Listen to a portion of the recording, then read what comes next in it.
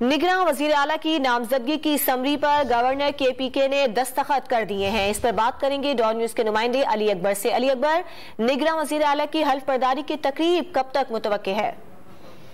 जी, जैसे कि रात को अपोजिशन और वजीर आला जो है निगरान वजीर आला के नाम पर मुत्तफिक हो गए थे और आजम खान को जो है उन्होंने उस नाम पर इत्तेफाक किया था। आज सुबह ही गवर्नर हाजी गुलाम बिलोर ने उस समरी पर दस्तखत कर दिए हैं और आज ही जो है वो गवर्नर हाउस में हलफ बर्दारी की तकरीब होगी और गवर्नर जो है निगरान वजीर आला आजम खान से जो है वो हलफ लेंगे और इसके बाद जो है निगरान काबीना की तश्कील की जाएगी और निगरान वजीर आला जो है वो अपने वज़रा का चुनाव करेगा।